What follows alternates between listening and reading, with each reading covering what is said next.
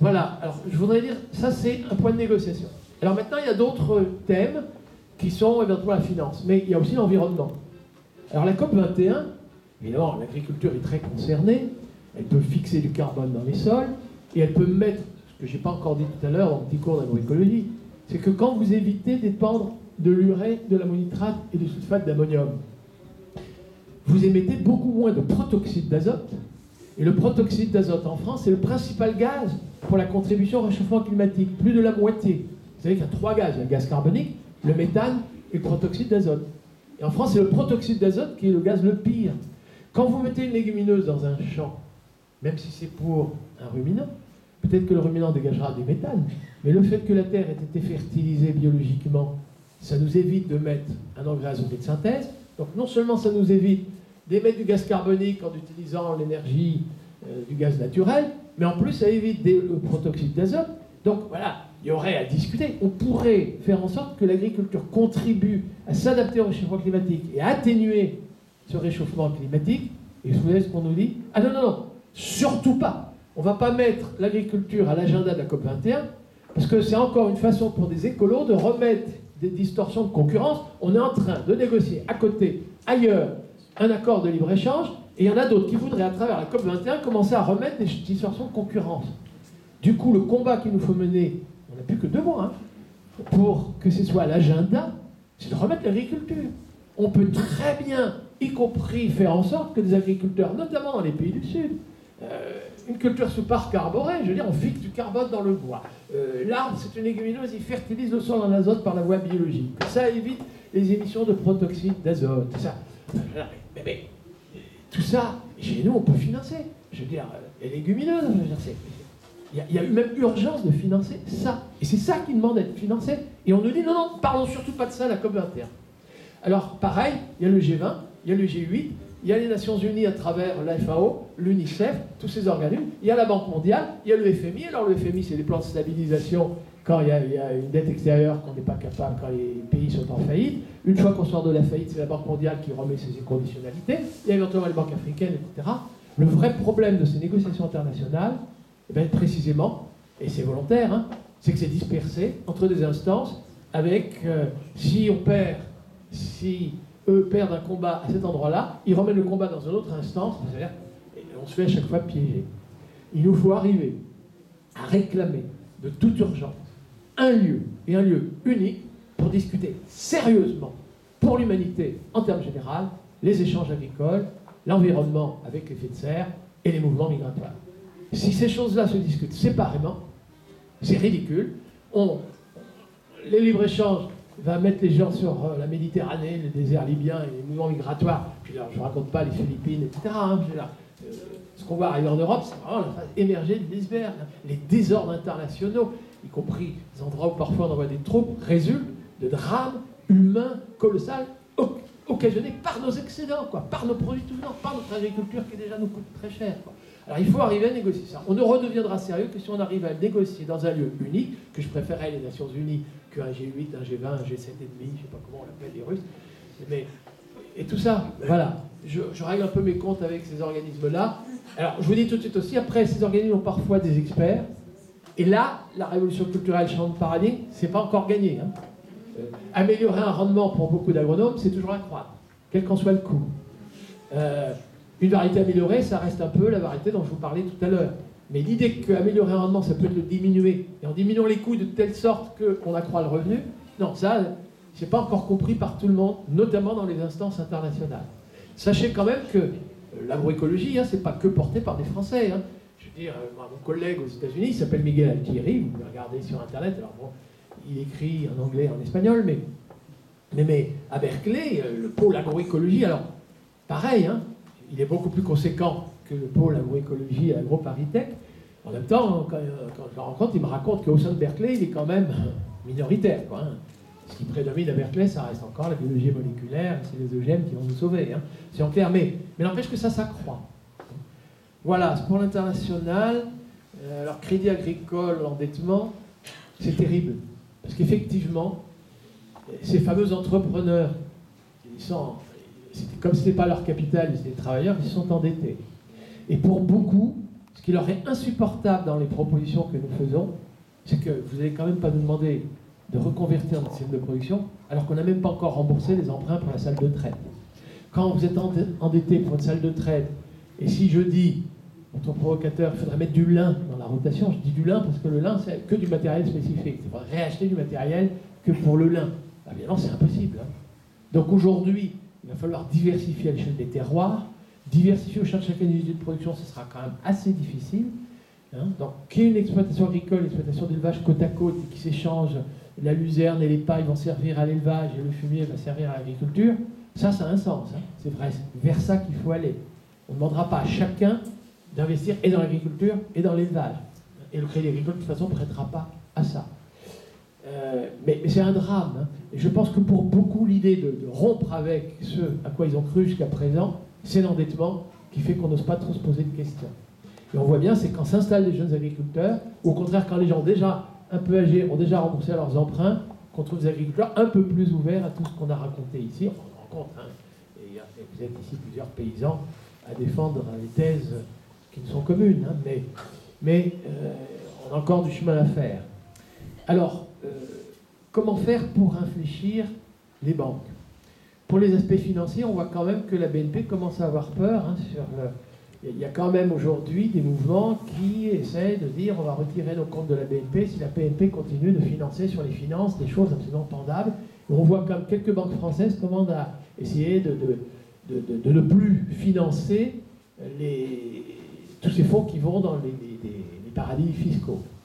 On devrait pouvoir faire quelque chose sur le plan de l'agriculture un peu pareil, notamment à l'égard du crédit agricole. On peut éventuellement changer de banque et aller à la nef. Hein. Je veux dire, c'est des gestes, la somme de nos gestes individuels. On peut aussi financer, terre de liens, l'aide à l'installation des jeunes agriculteurs par d'autres voies que celle du crédit agricole. Hein. Donc, on peut aussi placer notre argent. Tous ces petits combats qui paraissent très individuels, très particuliers, quand on en fait la somme, attention, ça fait quand même un peu bouger les lignes. Le méthanisateur. Alors, pourquoi j'étais effrayé par la question? C'est que c'est le sujet de conflit que j'ai avec le ministre actuellement.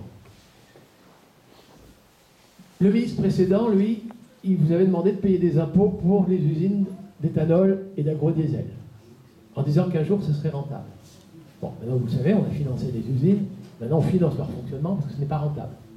L'éthanol de canne à sucre, de betterave, ne sera jamais compétitif avec l'éthanol de canne à sucre brésilienne. Et Air France, quand il commence à prendre de l'éthanol, il l'achète au Brésil. Il ne se trompe pas. Donc, voilà, vous payez des impôts pour rien, pour entretenir des usines que vous avez subventionnées. Agrodiesel, pareil, nautil de colza par rapport à l'huile de palme. Je n'ai pas dit que Bornéo devait continuer de déforester pour faire de l'huile de palme. C'est clair, pareil, désolé, Sophie Protol, mais Sophie Protol, il reconnaît ses chèques, il s'appelle Avril. Ça fait printemps, ça fait... Bon, alors, nul, ça, tout ça c'est désuet. Et bien maintenant, c'est le méthane. Le méthane, alors, la première idée du ministre, et ça rejoint un peu nos histoires par ici, c'était destiné à la Bretagne, c'était pas destiné à des régions comme ici. Parce que la Bretagne, il y a trop d'azote. Et l'azote fertilise les algues vertes, c'est pas très bon. Et on sait que quand on parvient avec du lisier à faire du méthane, il y a un digestat azoté qui sert le fertilisant et qui éventuellement serait exporté vers le bassin parisien. Ça paraît astucieux. C'est-à-dire si après tout, la production de méthane est un sous-produit qui piège l'azote, évite de le voir sur le littoral, je veux dire, première idée intuitive. N'oubliez pas que sur les agrocarburants, on avait essayé de nous avoir aussi sur l'aspect intuitif. Hein. Pourquoi on n'utilise pas l'énergie solaire pour faire des carburants plutôt que d'utiliser l'énergie fossile, hein. Alors, le problème, c'est que la Bretagne, on met des unités de méthanisation peut-être pas aussi gigantesques que celui qui avait été annoncé ici, mais quand même, pour des raisons qui m'échappent, il fallait quand même que ce soit pour produire de l'électricité sur des grosses unités. Ben, le méthane, la formule chimique, si vous faites un peu de chimie, ça s'appelle CH4. C, ça veut dire carbone. On demandera donc à la Bretagne, enfin la Bretagne en premier, de produire du méthane, CH4, alors que justement dans l'équilibre carbone-azote dont je vous parlais tout à l'heure, la Bretagne est excédentaire en azote. Ça veut dire que si vous voulez que la Bretagne produise du carbone pour piéger l'azote, il va falloir que la Bretagne trouve du carbone. Où va-t-elle le trouver? Dans du maïs? Le maïs en silage? Ça va servir à ça? Alors là, c'est la catastrophe. Et quand j'ai dit ça une fois en réunion publique, La Bretagne est déficitaire en carbone, et il y a urgence que le carbone et l'azote excédentaire fassent de l'humus. Et c'est comme ça qu'on piégera l'azote dans l'humus. Et pour que piéger l'azote dans l'humus, il faut lui apporter déjà du carbone. Ce n'est pas le moment de demander à la Bretagne de mettre le carbone sous la forme de méthane. Et bien là, le junior ministre, il connaît le dossier technique. Sauf que ce jour-là, c'était en public. Je l'ai vu rouge. Rouge, je croyais que c'était une rouge de honte. J'ai compris que c'était rouge de fureur. Et que nous ne rencontrerions plus. Ce qui s'est avéré vrai. C'était une réédition. Réédition devant Sophie Frontéol, qui s'appelle aujourd'hui Avril. Enfin, bien. Ça, c'est terminé. Mais c'est dramatique. Hein. Vos impôts financent des choses qui ne sont pas, mais même techniquement, valables.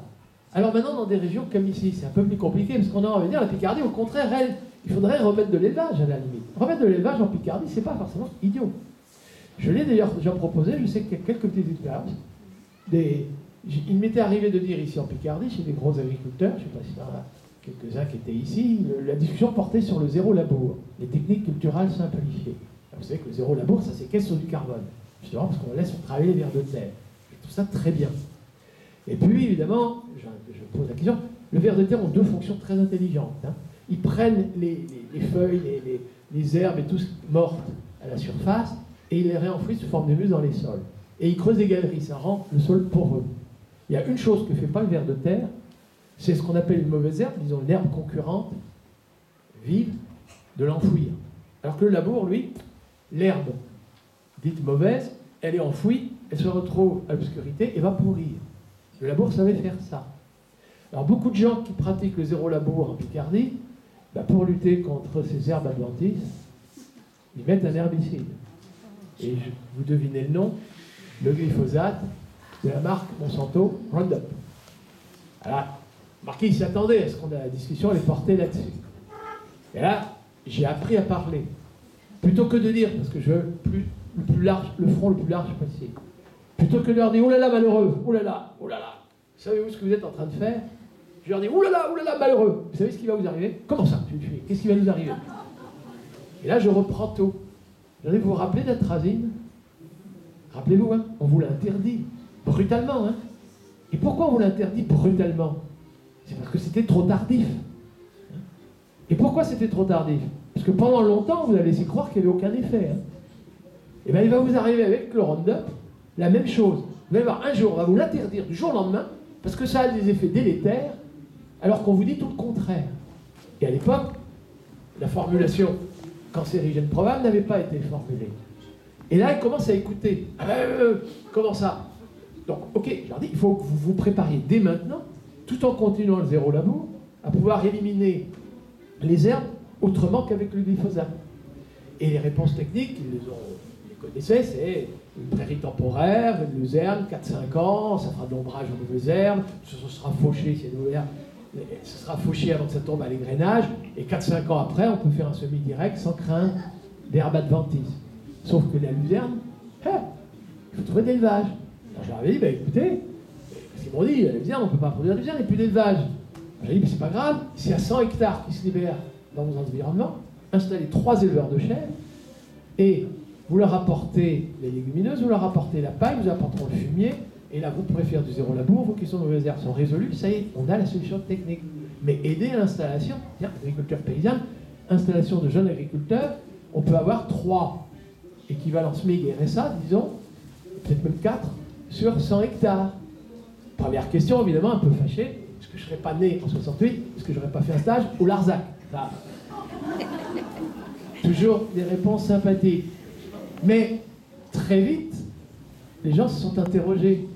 Et alors, l'un d'entre eux m'a dit, attendez, je suis désolé, quand il y a 100 hectares qui se libèrent, on est contraint de s'agrandir, donc c'est pour continuer de faire des céréales, parce qu'on est obligé d'amortir notre matériel. Donc c'est de nouveau l'endettement, les trucs comme ça. Comme on a amorti, on va au contraire poursuivre la monoculture, enfin, céréaliculture, agriculture industrielle, et il nous faut absolument nous agrandir. Donc pas question d'installer des jeunes pour faire de l'élevage. Et c'est là que j'ai eu, cette fois-là, j'ai improvisé, j'ai dit, attendez, vous agrandir aujourd'hui en Picardie? Non, aujourd'hui on s'agrandit en Ukraine. Et effectivement, l'un d'entre eux s'était déjà agrandi en Ukraine. Et la réponse, je vous le dis tout de suite, le blé compétitif en Picardie, ils ont dit eux-mêmes la solution ce jour-là, ce sera un blé à 50 quintaux fertilisé avec de la luzerne.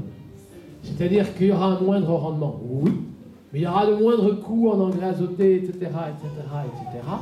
Et évidemment, ils auront un débouché pour leur paille, ils auront un débouché pour la luzerne, et ils auront le fumier, et ce sera des moindres coûts en engrais de toute nature. Et évidemment, l'agriculture moderne de demain, y compris pour eux, c'est finalement pas de dire pour le Crédit Agricole, pour amortir, pour rembourser nos emprunts, il faut continuer. Enfin, je veux dire, on a les solutions techniques, hein, mais le blé, oui, la Picardie peut produire du blé. Elle est performante pour produire des blés de force riches en protéines, je n'en doute pas.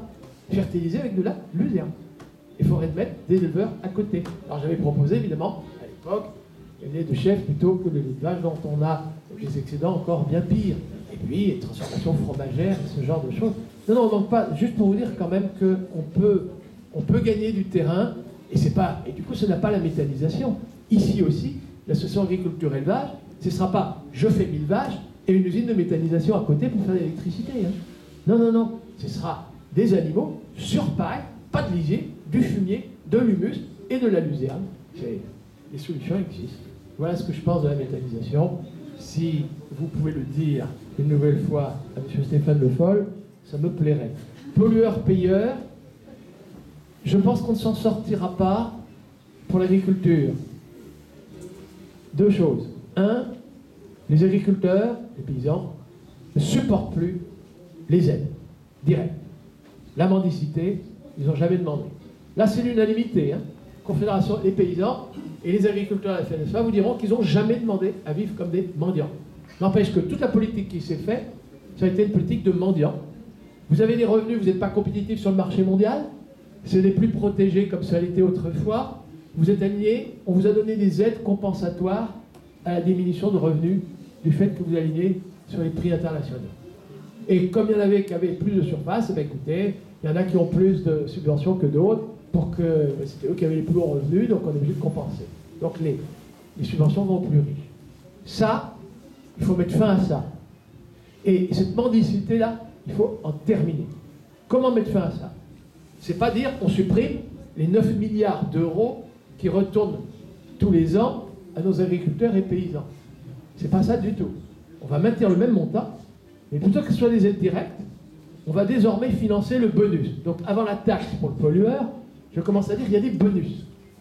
Alors, financer le bon produit à travers la restauration collective, le surcoût, bon produit, droit dans les bottes, vous faites un produit bio, c'est la cantine à proximité, il n'y a pas de perturbateur endocrinien pour les gamins, le paysan, droit dans ses bottes, il est fier, il a un bon produit de terroir, de proximité, bio de surcroît, pour les gamins de l'école. Et il est rémunéré pour ce faire, il est fier. Et les services environnementaux, par la voie contractuelle, ça passerait par les régions, ce serait contractuel, et on rémunère, là c'est les bonus, on rémunère les services environnementaux.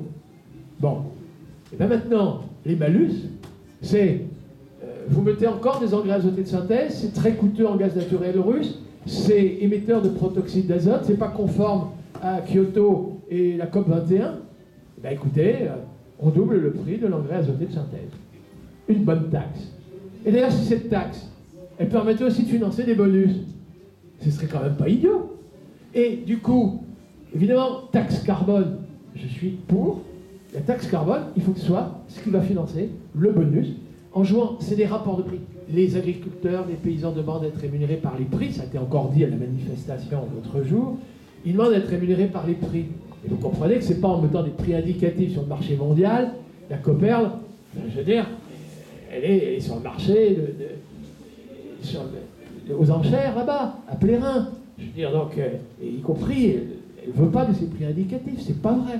Ce ne sera pas comme ça. On rémunère le service environnemental, on rémunère la qualité du produit, et ceci par voie contractuelle. Ça a un sens. Et c'est adapté au pays. La nature des contrats de services environnementaux dépendra des potentialités productives, des terroirs de chacune des régions. C'est comme ça qu'on y arrivera. Les agriculteurs, droit dans les bottes, rémunérés par les prix, et les techniques malheureuses, non conformes à l'intérêt général, eh bien, désolé, c'est taxé. Je double le prix des engrais azotés, je plus que double le prix du gasoil, et Et vous allez voir, ça va vite aller. Hein. Parce que là, par contre, la preuve en France, mais dans le monde entier, hein, que les agriculteurs réagissent au quart de tour en fonction des rapports de prix, ça c'est vrai. Hein. Ça c'est vrai. Malgré l'inertie des immobilisations de capital fixe. Mais ça finit par changer. C'est par les prix que les gens demandent à être guidés. Et ces prix, il faut que les gens soient fiers de ce pourquoi ils vendent un service environnemental ou un produit à bon prix. Bon. En fait, on a la solution politique aussi. J'ai envie de poser la question, qu'est-ce qu'on attend? Il y a donc un manque de volonté politique.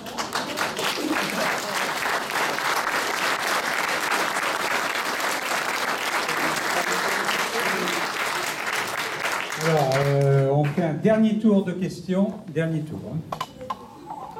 Vous en avez déjà beaucoup appris, vous allez digérer tout ça. Question à droite, question à gauche. Monsieur Dufumier, bonjour, je suis agriculteur, je fais partie du CA de Novicène. Monsieur Dufumier, bonjour, je suis agriculteur, je fais partie du CA de Novicène et je me revendique paysan. Je rebondis à votre propos lorsque vous dites je n'étais pas le 3 septembre avec les gens de la FNSEA. Je refuse de verser ma redevance au mercenaire Xavier Belin et donc je ne participe pas à leurs actions. Mais par contre, le syndicat qui le défend, il va vous dire que 50 quintaux ne nourriront pas le monde. C'est ce que nous dit M. Velter en nous proposant l'usine à vaches comme le modèle référent pour nourrir le monde avec son lait, sa viande. Et le modèle qu'il défend, c'est celui du productivisme, de la pétrochimie et des OGM. Ensuite, je voudrais vous livrer une autre réflexion, une réponse qui nous a été faite par M. Le Foll par rapport à ce type de production, qui nous a dit texto, il faudra bien nourrir les pauvres.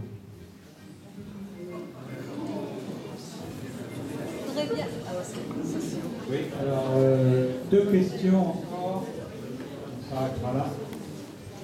Bonjour, merci Marc Fumier. Je venais juste d'aborder le problème politique. Il y a des gens dans cette salle, il y a la société civile, il y a les paysans, il y a un peu tout le monde.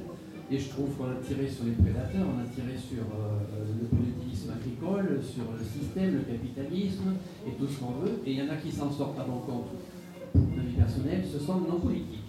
Il faudra un jour, je pense, je suis passionné à la veille, puisqu'il va y avoir des élections, il va falloir, sans rentrer dans la politique politicale, que nos politiques, ils se sortent les doigts d'où je veux dire, et qu'ils arrêtent de nous prendre pour des dindons.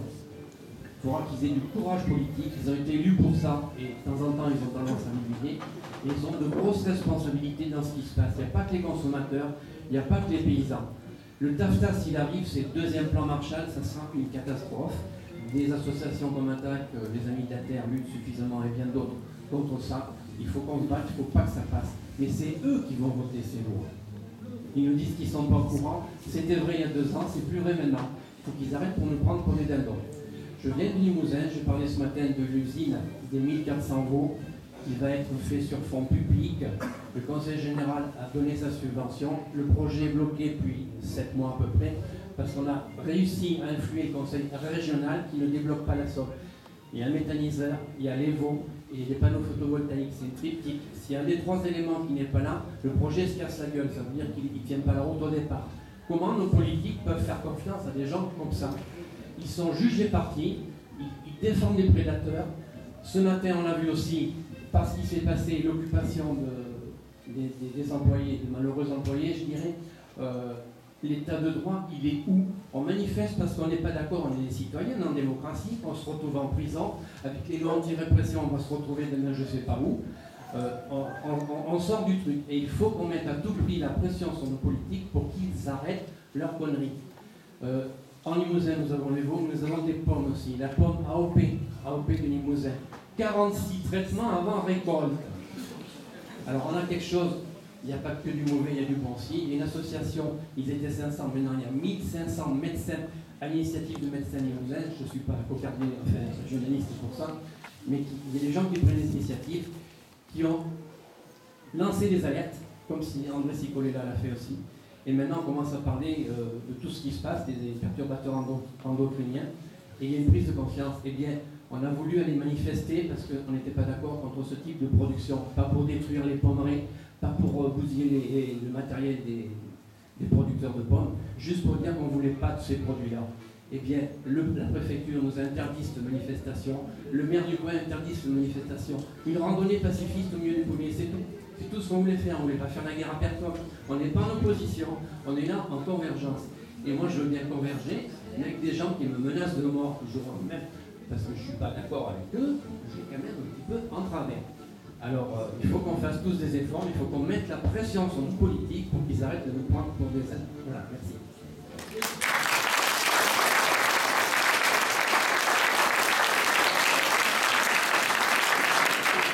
Alors, une dernière question, là, à gauche. Et après, c'est la fin. Oui, oui, après, c'est la fin. Je vais dire, on a déjà... Je voudrais vous demander ce que vous pensez des baisses de subventions de Benoît Bidot parce qu'il utilise moins d'eau. Il réussit à faire pousser ses récoltes en diminuant terriblement sa quantité d'eau. Et du coup, il a des subventions qui ne lui sont plus accordées parce que c'est pas normal d'utiliser moins d'eau. Benoît Bidot. Benoît Bidot est un producteur biologique et qui s'insurge contre les bassines. Vous savez que dans le sud-ouest, bon, il y a trop de monoproduction de maïs. Donc on pompe dans les nappes phréatiques ou dans les fleuves et il y a tout un mouvement pour irriguer le maïs. Et du coup on va pomper dans la nappe phréatique pendant l'hiver, on met de l'eau. C'est pas des retenues collinaires, hein, c'est des bassines évidemment de faible profondeur qu'on expose au soleil, la moitié de l'eau s'évapore. Ça nous coûte extrêmement cher, il s'est insurgé contre ça dans sa région et lui qui parvient avec des techniques de moindre consommation d'eau, voilà qu'on lui supprime les subventions. Alors là, je vais vous dire, connaissant le personnage et son environnement, c'est du règlement de compte. Enfin, je crois, en vous écoutant l'un les uns les autres, que plusieurs d'entre vous, vous êtes parfois soumis au moins à un chantage sur des règlements de compte de ce genre. Hein. Donc là, sachez en tout cas que ça existe, que quand on propose des choses alternatives et que quand d'en face se sent menacé, il peut avoir recours à des chantages et mesures de cette nature-là, qui sont de la discrimination pure et simple. Hein. Voilà. Je n'étais pas au courant du dossier, mais je connais le personnage. Je devine pourquoi on lui fait ce mauvais cadeau. Alors, 50 quintaux à l'hectare, je ne vais pas pouvoir nourrir le monde. Alors effectivement, moi, ma réponse, vous l'avez déjà un petit peu entendu, mais elle est catégorique. Pas du tout. C'est précisément parce qu'on cessera d'exporter nos surplus de blé vers les pays pauvres que les paysanneries pourront produire par eux-mêmes le sorgho, le mil, le manioc. La faim dans le monde, ce n'est pas un problème d'indisponibilité d'aliments à l'échelle mondiale. C'est un problème de pauvreté.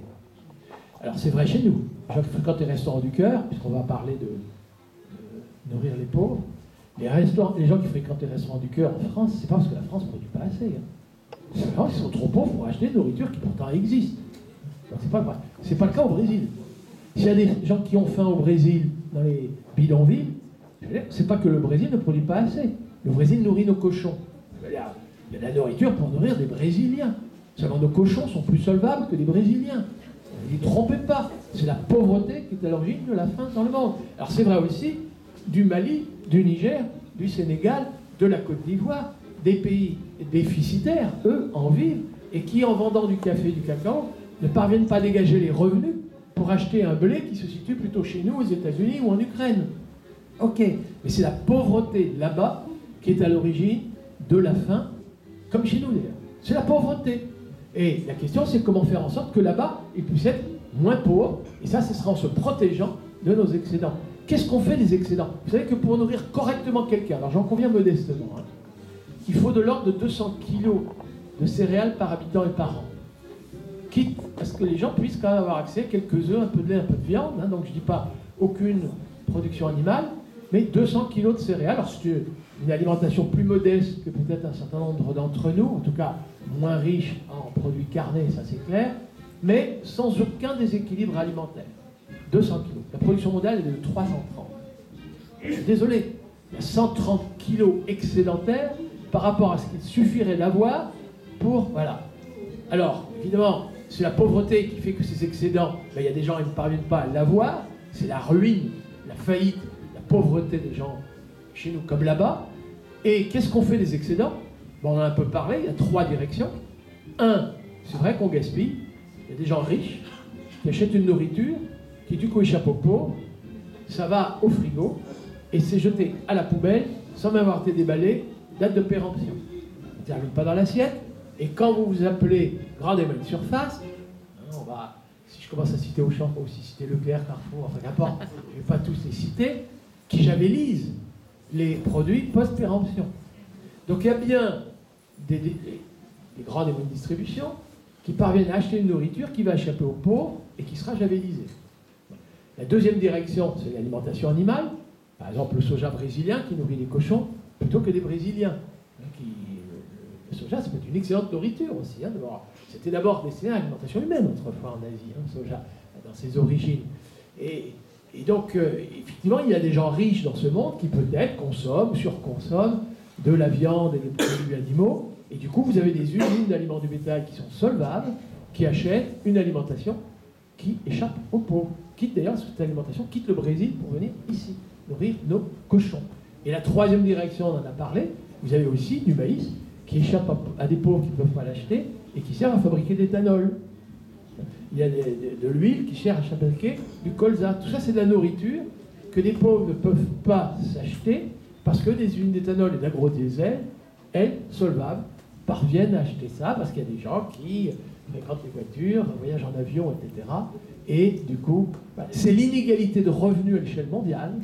Des riches qui achètent une nourriture pour la bazarder, ou la brûler, ou la donner, faire de la graisse animale, et des pauvres qui ne parviennent pas. C'est les inégalités de revenus à l'échelle mondiale qui sont à l'origine de la faim de la malnutrition dans le monde, et qui sont ces pauvres.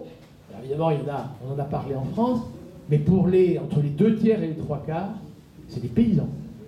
C'est le paradoxe, c'est des paysans qui ont faim aujourd'hui dans le monde, et ces paysans, c'est des paysans qui ne parviennent pas à être compétitifs avec les excédents de blé, des grands céréaliers, de l'éventuel détenteur d'avril.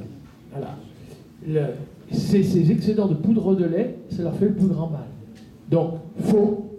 Monsieur Gayoulin, vous avez tout faux. Il faut cesser justement d'exporter vers les pays du Sud ces excédents.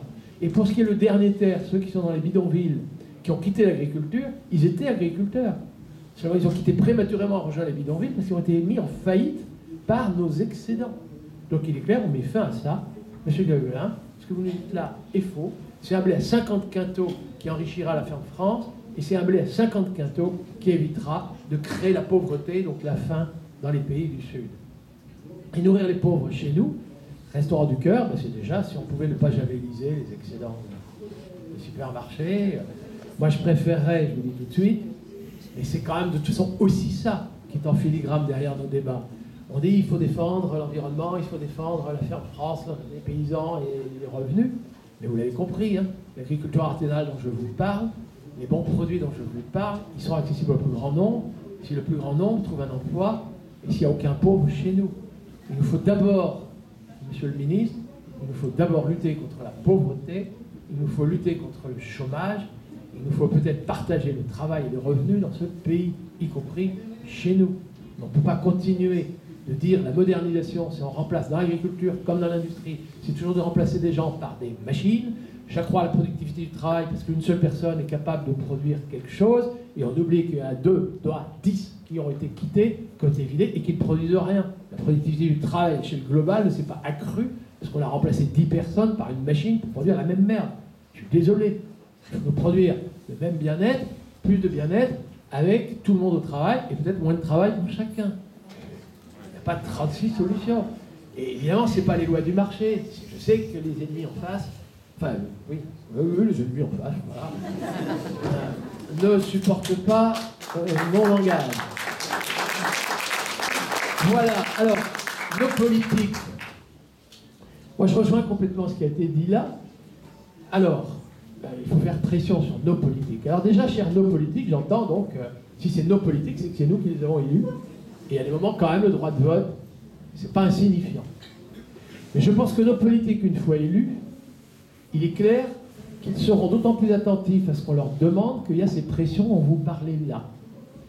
Et je crois qu'il nous faut jouer. Alors, le premier truc que je vous disais tout à l'heure, surtout pas sectaire, Je pense que l'intellectuel que je suis, quand je rencontre les ministres, j'en ai rencontré plus d'un, il n'y a pas que Stéphane Foll, j'ai rencontré Michel Barnier, Bruno Le Maire, Stéphane Le Foll, Borloo, Nathalie Kosciusko-Morizet, Chantal Jouanneau, j'en ai rencontré plus d'un. L'intellectuel et le discours scientifique, ils sont à l'écoute. Là, je ne peux pas dire qu'ils n'écoutent pas. Parfois, les membres du cabinet prennent des notes. Enfin, si, il y en avait quand même un qui n'écoutait pas beaucoup. C'était pas M. Michel Barnier, c'était pas M. Stéphane Le Foll. C'était...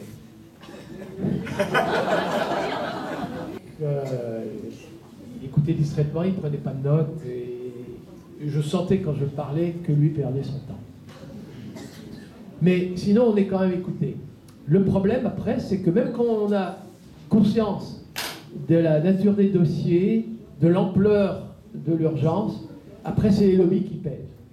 Et nous, qu'est-ce qu'on fait face à ça? Alors moi, j'argumente, l'intellectuel peut avoir un rôle, oui, voilà, bon, il parle.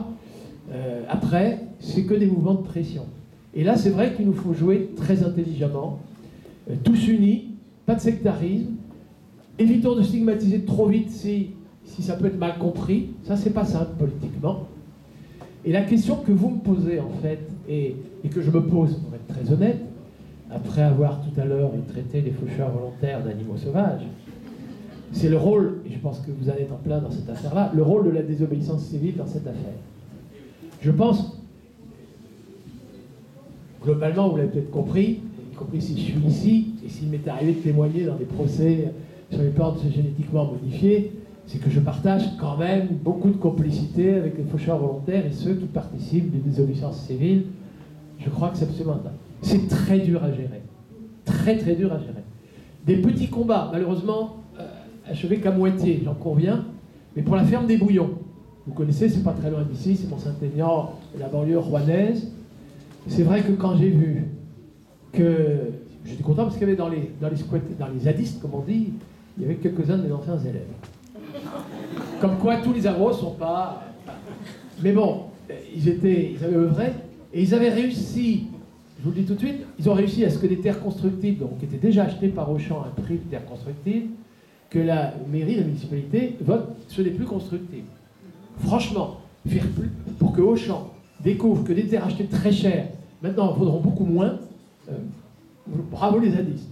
Et la raison pour lesquelles, c'est terrible hein, de découvrir ça, ça peut vous paraître des yeux.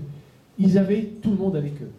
Et dans les gens qu'ils avaient avec eux, ils avaient compris la bourgeoisie rouennaise, qui trouvait que cette belle ferme, ce beau décor, savoir que ça allait être un parking à voiture pour un supermarché, c'est absolument scandaleux. C'est-à-dire qu'ils ont joué sur un très large éventail de préoccupations de la société civile. Et je connais encore des gens aujourd'hui, parce que cette victoire, vous savez, c'est aussi une moitié des faits. C'est-à-dire, oui, en principe, ce sera fait du bio, mais Auchan est en train de revendre ça à un producteur bio dont on devine qu'il est dans le cousin. Alors, combien de temps ça va durer? Évidemment, là, on est en train de comprendre qu'on est de nouveau, il y a une nouvelle entourloupette. Mais il n'en reste pas moins, si vous voulez, que le premier combat, il a été quand même gagné, parce qu'on a joué très très large. Donc l'installation des jeunes, l'environnement, la santé dans l'alimentation, la santé dans la respiration, les pesticides, l'emploi, le chômage, tout est un seul et même combat. Et je pense qu'à ce moment-là, la désobéissance civile qui s'impose dans certaines circonstances, hein, je pense qu'elle s'impose, mais évidemment, il ne faut pas qu'elle se généralise à tout et n'importe quoi. Le feu rouge, c'est une loi bourgeoise, hop, je passe. Non, j'ai compris qu'il fallait que je respecte certaines lois, quand même, voilà. Mais, y compris pour ici, je comprends que parfois, il faut savoir utiliser des arguments, quoi, hein. Et je pense que vous ne menez pas trop mal, moi, ce combat tel que je le perçois. Si je suis ici, c'est parce que c'est comme ça que ça m'a été perçu. Hein. C'est la première invitation, je n'avais pas pu venir. La deuxième, pendant assez tôt, j'ai pu venir. Mais je pense quand même que, moi, ce que vous faites, eh bien, excusez-moi, moi, je vais repartir ce soir, finalement, un peu plus motivé encore.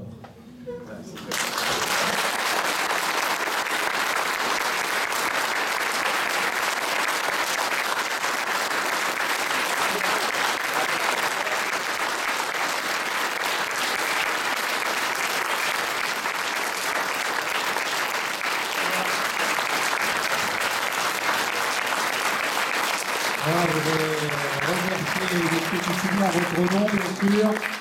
Et puis c'est vrai que je crois que nous sommes motivés mutuellement, et ça c'est une très belle et très bonne chose. Je pense qu'on a eu beaucoup d'informations, on a eu des horizons voilà, qui se sont découverts devant nous. Je pense que Novi-Seine continuera ce travail, qui est un travail essentiel, d'inviter des acteurs importants, des gens qui peuvent nous parler techniquement, philosophiquement aussi. Hein, de Un tous peu ces... politiquement quand Un même. peu politiquement. Mais politiquement, nous, la politique, ça nous intéresse aussi au premier rang. Hein, vous savez qu'on aura les régionales à la fin de l'année. Et je pense qu'on va interpeller, nous, Novi-Seine, en votre nom aussi, tous les candidats. Et on vous dira aussi comment ils se situent par rapport à toutes ces problématiques, et notamment par rapport au millage. Alors on vient de parler de la ferme des Bouillons hein, et de désobéissance civile. Alors on a le grand plaisir pour terminer cette conférence d'écouter quelques chants. Je dites si je me trompe, mais c'est de la chorale alternative de la ferme de Rouen qui soutenait à fond la ferme des Bouillons. Et on va vous offrir, nous allons avoir le grand plaisir de les écouter. Ils vont nous offrir quelques chants militants. Donc pour terminer cette conférence, alors je vous invite à rester un petit moment, si vous avez encore un petit moment.